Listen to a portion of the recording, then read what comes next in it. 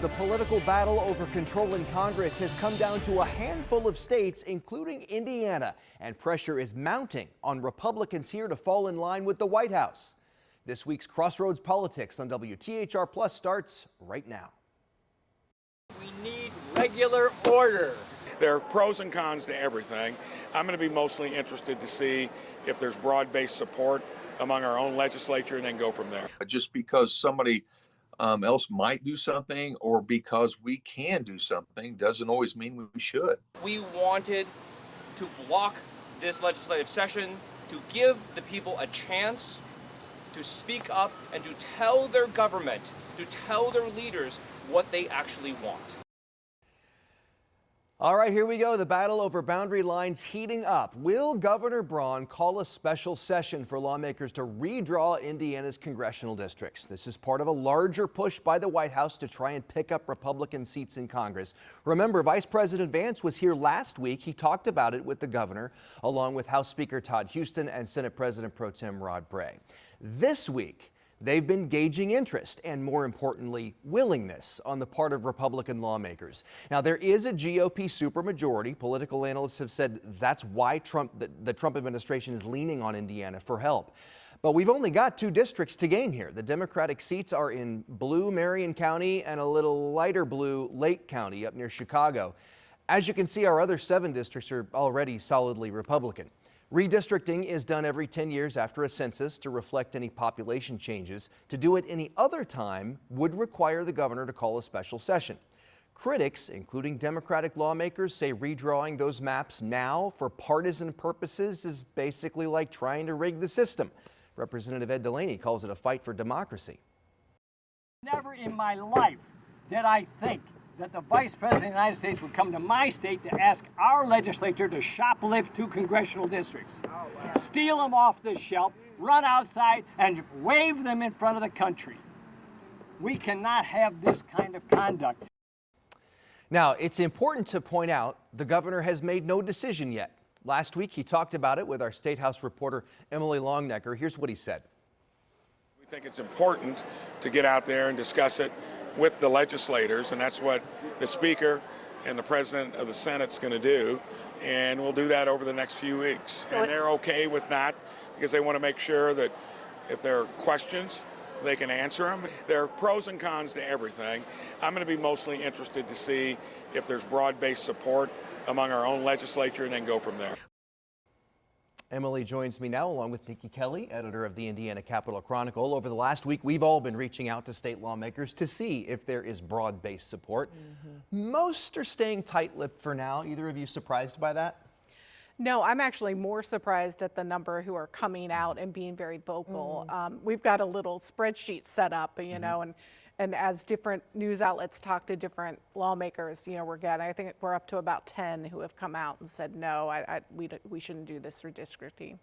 Yeah, I would agree with Nikki. I was surprised at the number of people who were coming out, and the feeling seemed to be, look, we have 7 of 9 seats already. Why mess with a good thing? We could be messing up other things if we get in here and redraw this. Yeah. So as you both said, we have heard from a handful of legislators, a little more than a handful now, that have said essentially count us out. That includes Representative Craig Haggard of Mooresville. We'll put part of his statement on there. He said he's talked with his constituents, hasn't found an appetite to do it.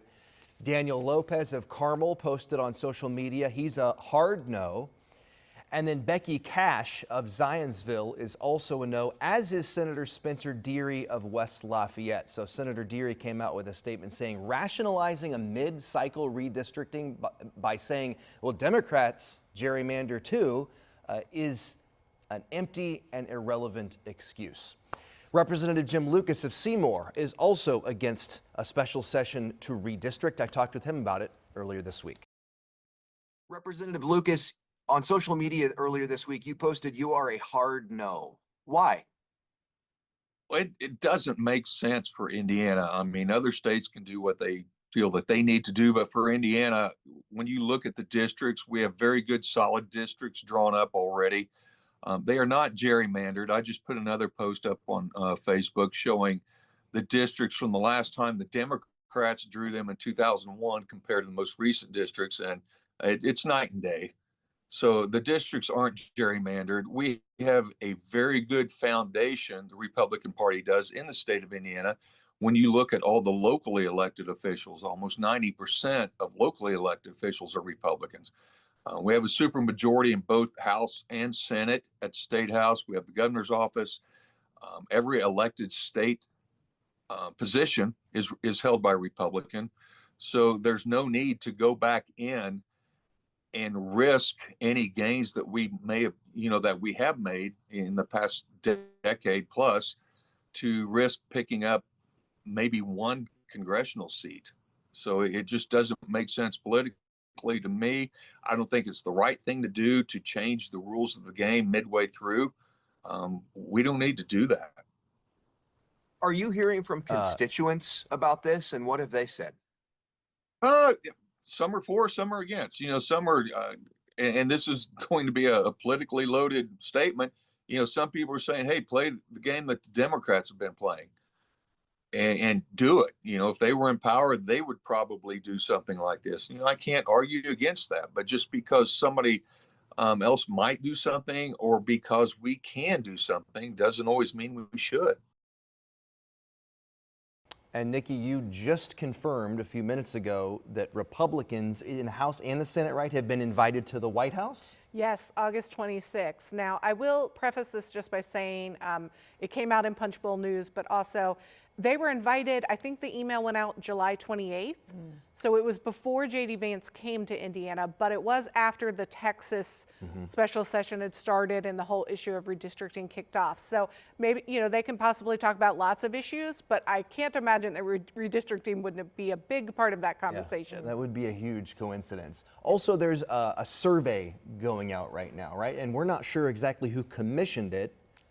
Yeah, there's a text survey poll going around. It has a lot of questions on it, mostly just approving or disapproving of, major leaders here. But there are 3 questions on redistricting. So someone is trying to gauge how popular that is and whether it would cause someone to vote against someone if they did vote to redistrict congressional boundaries here. All right, so we've heard from Republicans on this. Emily, you were in Chicago this week with Indiana Democrats. What were they saying? We heard from Ed Delaney, who We sure was did. certainly not mincing words. No, not at all. Called it shoplifting of congressional seats, I think was the phrase that he used. Yeah, the Democrats, Indiana Democrats have really framed this as a fight for democracy, for rules and customs of just not the United States, but of Indiana. Representative Delaney said this isn't an idea that came from Hoosiers on either side of the political aisle. There was no internal demand, no Indiana demand for a special session, none. No Republican legislator, congressperson, anybody was saying we have to have a special session to redistrict. So this is an outside idea being pushed on us by J.D. Vance and others for national goals, for very reprehensible goals. They want to basically change the whole system of making congressional districts and electing congressmen so that they can get a few more seats. So I understand why some of my Republican friends are cautious. I hope more were. I think one of the things that's intriguing is that former Speaker Bosma has spoken out against this. He shared something with John McCain, one of my heroes, a Republican senator who's passed away, who talked about regular order. Do things the way we're used to doing. Don't be breaking the rules all the time. Don't be getting greedy.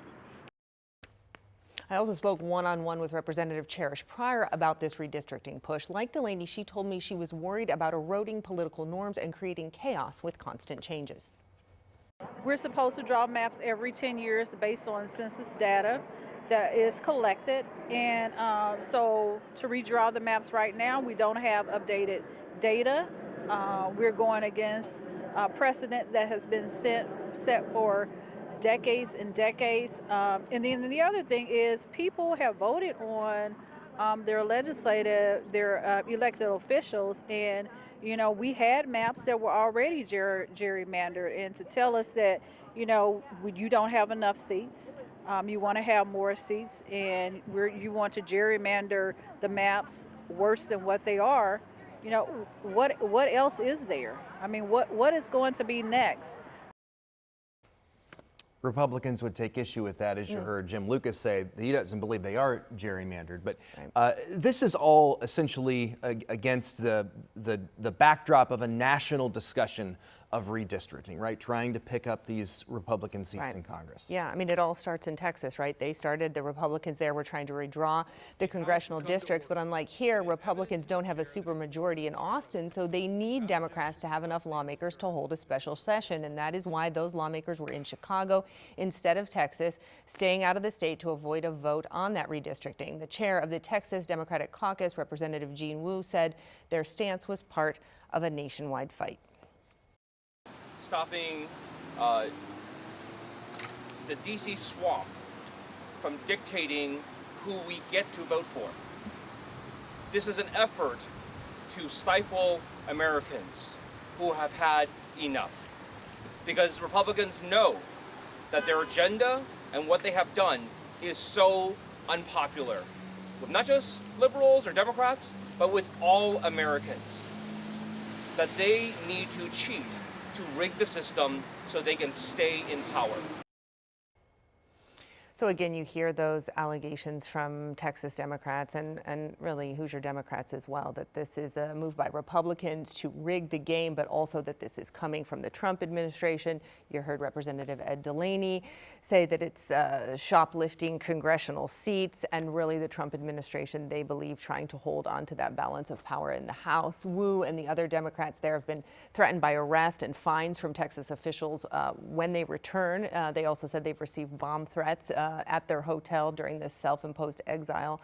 On Thursday, and they announced they would return to Texas as the special session ends, and it's likely Texas Republicans will just start a new session to bring this issue up again. But California Democrats have announced their plan to remove a nonpartisan redistricting committee so that they can kind of counter gerrymander this whole kind of situation, kind of a what's good for the goose is good for the gander kind of scenario is what they were talking about. So if Texas moves ahead, it's, you know, we have every indication. Yeah, I mean, it's basically like a nuclear arms race, right? Right. Like, you know, Yeah. Yes. And the ultimate end is, ironically, is we would, if every state did it, we'd probably end up around the same. Where we are. Right. That's what I was going to ask. It seems like But are we that's also where we'd be. setting up this new thing that we are going to redistrict every 2 years? I mean, that I personally don't want to redistrict every 2 years just because it's a lot of work. It's also a lot of But- money. To call a special Exactly. session is in the hundreds of thousands, is it not? Yeah, it's something like $30,000 a day, and that's largely for increased per diem and staffing, things like that. Okay.